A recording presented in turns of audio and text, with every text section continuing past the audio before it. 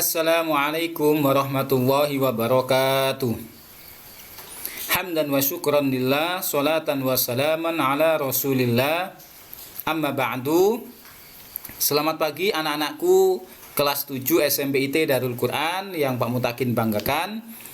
Alhamdulillah pada pagi hari ini kita bertemu kembali pada mata pelajaran Pendidikan Agama Islam dan Budi Pekerti, yang pada kesempatan kali ini kita memasuki bab ke-11 tentang sejarah hijrah ke Madinah adalah kisah yang membanggakan. Namun sebelum kita akan mengulas materi pada bab 11 ini, terlebih dahulu sebagaimana biasa mari kita berdoa kepada Allah Subhanahu wa taala agar kita senantiasa diberikan panjang umur, kesehatan, dan juga kita diberikan oleh Allah ilmu yang bermanfaat dan barokah. Amin ya rabbal alamin. Bismillahirrahmanirrahim. Raditu billahi rabba wa bil islami dina wa bi Muhammadin nabiyyan wa rasula. Rabbi zidni ilma warzuqni fahma waj'alni min ibadikas sholihin. Amin ya rabbal alamin. Nah, anak-anakku sekalian, sebelum kita masuk pada materi pada pagi hari ini, Pak Mutakin selalu mengingatkan kepada kalian untuk selalu mematuhi protokol kesehatan dengan melaksanakan 5M, yakni selalu memakai masker, kemudian menjaga jarak, mencuci tangan dengan sabun, menghindari kerumunan dan mengurangi mobilitas. Agar apa? Kita terhindar dari penyebaran virus COVID-19. Nah, anak-anak, berikut adalah sebuah peta konsep dari materi kita pada pagi hari ini. Agar lebih jelasnya, Pak Mutakin matikan dulu videonya ya. Nah, hijrah ke Madinah, sebuah kisah yang membanggakan, di mana pada bab kita pada kali ini kita akan membahas tentang perjuangan Nabi Muhammad SAW, yang mana kenapa Nabi Muhammad diperintahkan oleh Allah untuk hijrah ke Madinah. Ya, kemudian mempelajari dan memahami kronologi peristiwa hijrah serta mengkaji dan memahami strategi dakwah di Madinah. Yang intinya adalah nanti akan kita meneladani atau mencontoh nilai-nilai dari perjuangan Rasulullah SAW ketika di Madinah. Ada sebuah renungan bahwasanya Rasulullah SAW sangat sedih ketika menyaksikan kehidupan umat Islam di Mekah yang penuh dengan ancaman dan teror dari orang-orang kafir. Semakin hari teror itu semakin bertubi-tubi, ancaman tersebut semakin menjadi-jadi, dan Rasulullah berpikir untuk bagaimanakah caranya agar ada solusi atau jalan keluar untuk mengatasi permasalahan tersebut. Di samping itu juga istri beliau yang tercinta, yang senantiasa membantu dakwah beliau, dan juga paman kesayangan beliau, yakni Abu Thalib, itu dipanggil oleh Allah Subhanahu wa taala. Allah Subhanahu wa taala sangat sayang kepada Rasulullah dan kaum muslimin. Dalam situasi yang sangat sulit dan mencekam ini, maka Allah memerintahkan Nabi Muhammad dan kaum muslimin untuk berhijrah ke Madinah. Nabi pun akhirnya berhijrah dari Mekah ke Madinah, dan bermula dari hijrah ini maka kejayaan dan kesuksesan Islam dimulai. Ya, makanya anak-anak, peristiwa hijrah ini adalah sebuah peristiwa yang sangat menentukan sekali, sebuah momentum yang sangat besar sekali. Makanya hal tersebut diabadikan oleh sahabat Nabi, yaitu Umar bin Khattab, yang membuat ataupun mengabadikan peristiwa hijrah ini menjadi sebuah tahun hijriah yang dimulai dari perjalanan hijrah Nabi Muhammad dari kota Mekah ke Madinah. sekarang kita akan bahas apa sebab-sebab Rasulullah Shallallahu Alaihi Wasallam melaksanakan hijrah. Setelah Nabi Muhammad berdakwah secara terang-terangan, ya, hantaman dan siksaan orang kafir Quraisy itu mulai meningkat. Nah, awalnya Nabi itu hanya berdakwah secara sembunyi-sembunyi, sebagaimana yang sudah kita bahas sebelumnya. Nah, kemudian terjadilah peristiwa yang sangat luar biasa di bulan Rajab yang kita kenal dengan istilah Isra Mi'raj, ya, yakni Nabi Muhammad diperjalankan oleh Allah Subhanahu wa taala pada malam hari dari Masjidil Haram di Mekah ke Masjidil Aqsa di Palestina, kemudian naik ke Sidratul Muntaha, kemudian menghadap Allah untuk menerima perintah sholat. Kenapa hal itu dilakukan? Karena itu adalah sebuah kasih sayang Allah kepada Nabi Muhammad, yang mana Nabi Muhammad pada saat itu mengalami tahun yang sangat menyedihkan, yang disebut dengan tahun duka cita atau Amul Huzni. Kenapa? Karena meninggalnya 2 orang kesayangan Nabi Muhammad yang selalu membantu dalam berdakwah, yaitu istri tercinta beliau Siti Khadijah dan juga paman beliau Abu Thalib, ya. Kemudian kenapa Nabi Muhammad melaksanakan hijrah? Salah satunya adalah sebuah berita gembira dari Yasrib atau Madinah, ya. Dulu namanya Madinah itu adalah Yasrib, ya. Yang pada awal tahun 620 Masehi, Nabi Muhammad bertemu dengan 6 orang Yasrib dan kabilah Khazraj yang berziarah ke Mekah. Dalam pertemuannya tadi, Nabi mengajak mereka untuk masuk Islam. Dan sambutan Nabi Muhammad tadi, ajakan Nabi Muhammad tadi disambut dengan baik dan mereka menyatakan masuk Islam. Kemudian ketika mereka kembali ke Yasrib atau Madinah, mereka memberitahukan kepada orang Madinah bahwasanya ada seorang nabi yang diutus oleh Allah bernama Muhammad, kemudian menyebarkan agama Islam yang mengakui bahwa tidak ada Tuhan yang patut disembah kecuali Allah dan mengakui Nabi Muhammad sebagai utusan Allah. Kemudian dari 6 orang tersebut, maka lama-kelamaan dari kabilah Khazraj dan Aus banyak yang memeluk agama Islam. Ya. Kemudian mereka melakukan perjanjian di tempat yang disebut Aqabah. Makanya perjanjian disebut perjanjian Aqabah.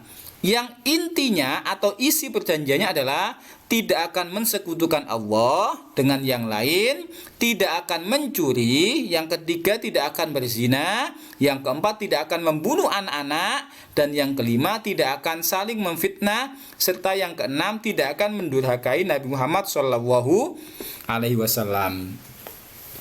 Selang 2 tahun, maka orang-orang Yasrib datang lagi untuk mengadakan perjanjian Aqabah yang kedua, kemudian mengundang Nabi Muhammad untuk hijrah ke Yasrib. Nabi Muhammad, daripada panjenengan di Mekah dimusuhi orang, ya, lebih baik jenengan ke Yasrib. Di sana sudah banyak orang yang memeluk agama Islam. Ya.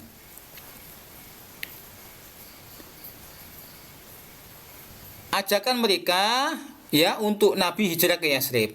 Kemudian melakukan perjanjian Aqabah yang kedua yang diikuti oleh 75 orang Yasrib dan Nabi Muhammad yang didampingi pamannya yaitu Hamzah. Isi perjanjiannya sama dengan yang sebelumnya, tapi jumlah pesertanya yang memeluk agama Islam semakin banyak. Ya. Hal ini membuat Nabi Muhammad SAW merasa senang. Kenapa?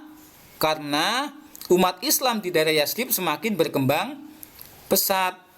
Akhirnya atas perintah Allah, kemudian Nabi Muhammad mengajak pengikutnya untuk hijrah ke Yasrib dengan sembunyi-sembunyi.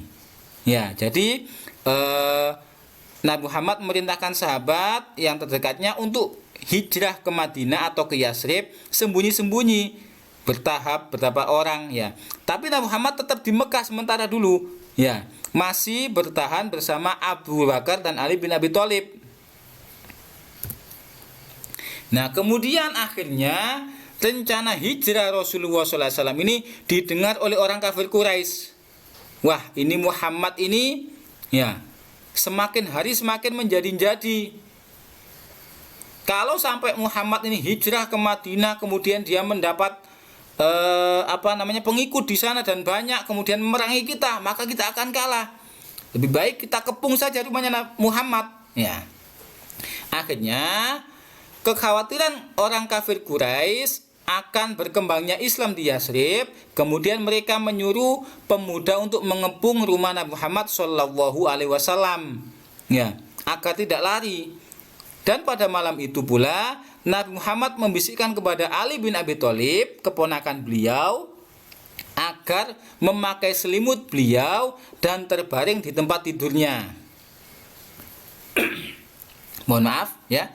Jadi Nabi Muhammad ketika mau berangkat hijrah, itu ada sebuah kisah, sebuah cerita bahwasanya malaikat Jibril ini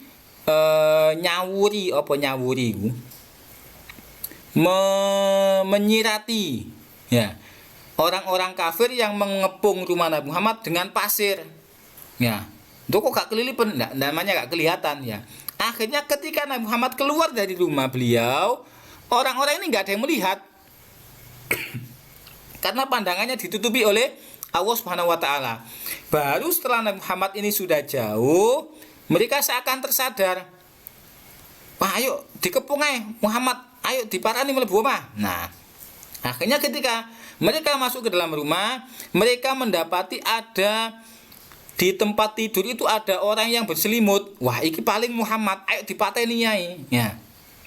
Ketika hendak mau dibunuh, ya, ternyata yang tidur tadi Ali itu mungkin mulet ya, atas kehendak Allah. Ali, sahabat Ali ini mulet, kemudian terlihat wajahnya. Duh, ternyata duduk Muhammad tapi Ali. Ya, akhirnya apa? Mereka kecewa orang-orang kafir ini, ya. Wah, kok bisa Muhammad lolos? Kenapa? Karena terjadi atas pertolongan dari Allah Subhanahu wa ta'ala. Jadi tidak ada yang tidak mungkin kalau Allah sudah menolong hambanya.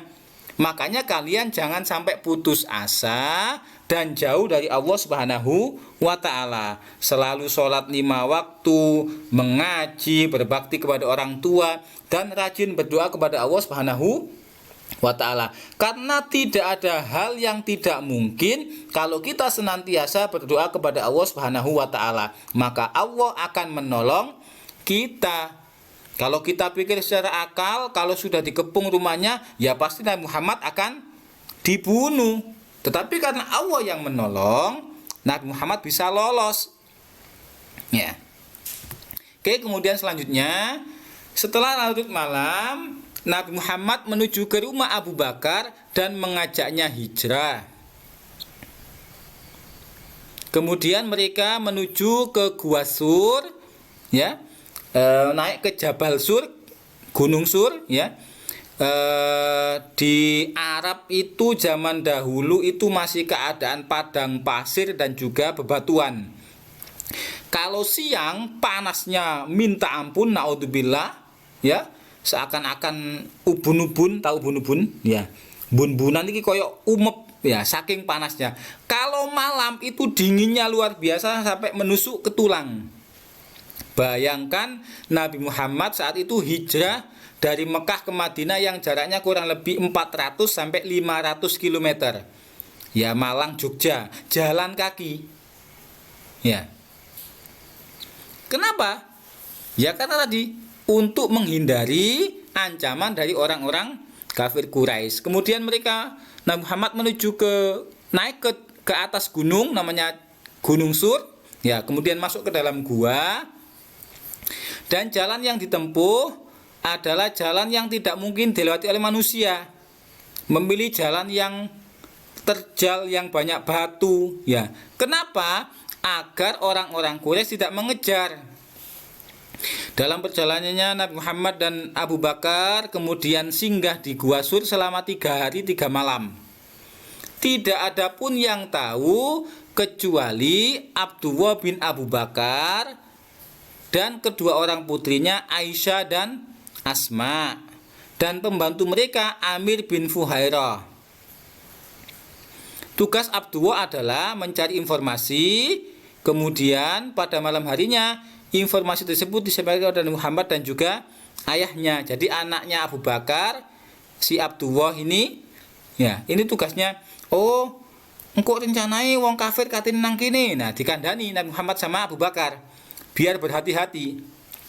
Pada hari ketiga setelah tenang suasananya, Nabi Muhammad dan juga Abu Bakar kemudian melanjutkan perjalanan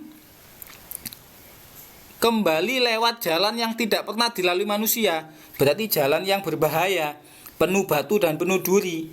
Ya. Abdullah bin Uraikid dan Banu Du'ail diminta sebagai penunjuk jalan.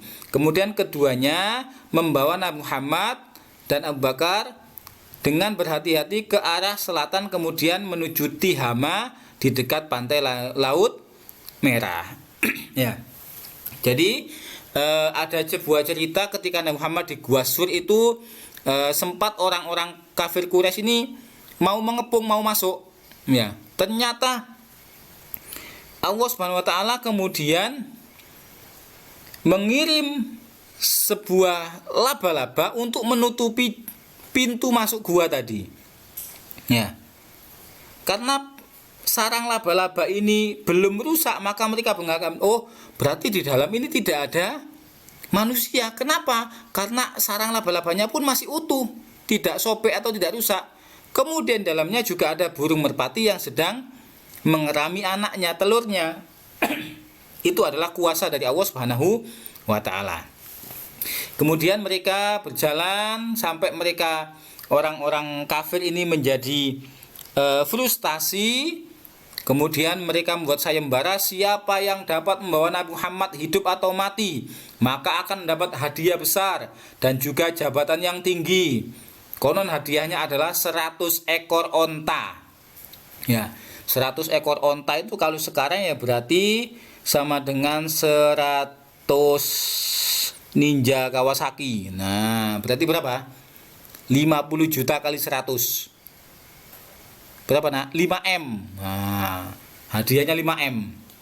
Akhirnya apa? Ada seorang pemuda namanya Suraqah bin Malik yang kemudian mengacu kudanya. Dia ingin apa? Menangkap Nabi Muhammad. Ya. Ketika Suraqah ini ketemu Nabi Muhammad, ya, yang saat itu sedang menyantap bekal yang diberikan oleh Asma putri Abu Bakar, tiba-tiba kudanya Suraqah ini jatuh sampai 4 kali. Ya, keblowok jatuh. Dan Suraqah yang percaya kepada dewa berpikir itu adalah pertanda buruk dan tidak harus dilanjutkan niatnya. Akhirnya apa? Dia kembali ke Mekah. Kemudian ada cerita lain, Suraqah ini sudah menghunuskan pedangnya wis sudah dihunus dan akan membunuh Nabi Muhammad.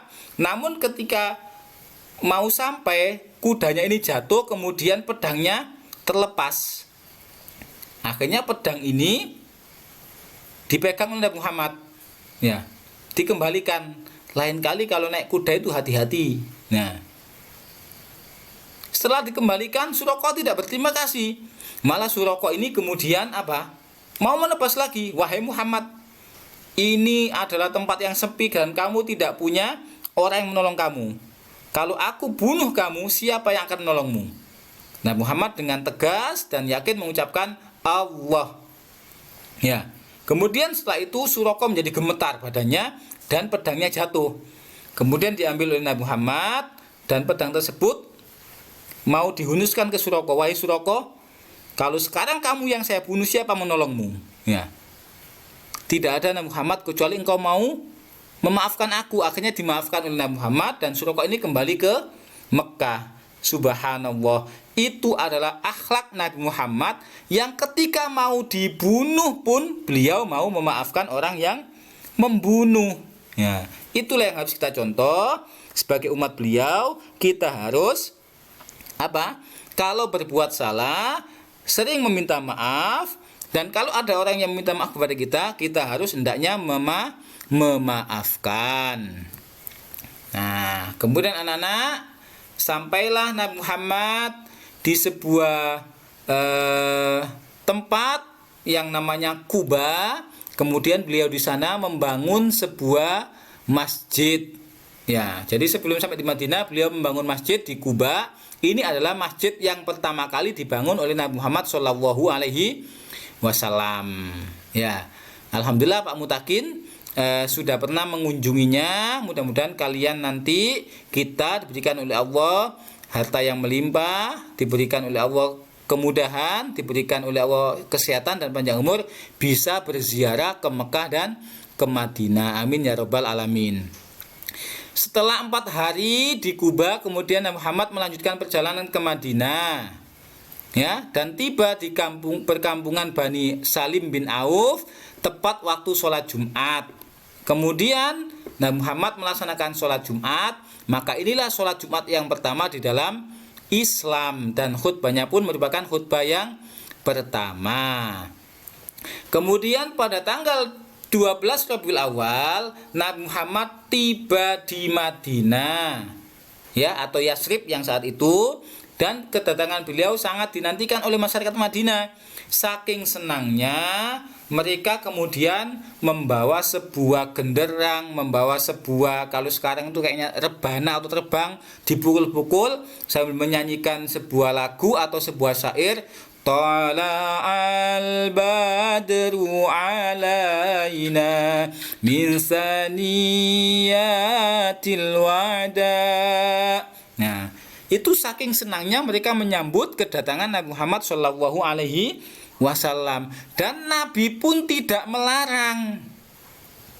Ya, tidak melarang. Wahai orang Madinah, jangan kamu pukul-pukul ini, jangan kamu. Nah, tidak dilarang oleh Nabi Muhammad. Maka berarti apa? Menabuh rebana, menabuh terbang itu adalah diperbolehkan. Kenapa? Karena hal tersebut sesuai dengan takrir atau ketetapan Nabi Muhammad, bahwa Nabi tidak memerintah dan juga tidak melarang. Ya. Nah, anak-anak, demikian tadi sekilas perjalanan hijrah Nabi Muhammad dari Mekah ke Madinah. Semoga menjadi ilmu yang bermanfaat. Apabila ada hal-hal yang perlu ditanyakan, silakan ditanyakan. Nah, Pak Min, akhiri, semoga menjadi ilmu yang bermanfaat. Mari kita akhiri dengan doa. Allahumma inni astaudiuka ma'allamtanihi fardudhu ilayya inda hajati wala tansanihi ya rabbal alamin. Kita akhiri dengan doa kafaratul majelis. Subhanakallahumma wa bihamdika asyhadu an la ilaha illa anta astaghfiruka wa atubu ilaik. Wallahul muwaffiq ila aqwamit thoriq. Wassalamualaikum warahmatullahi wabarakatuh. Salam sehat dan semangat.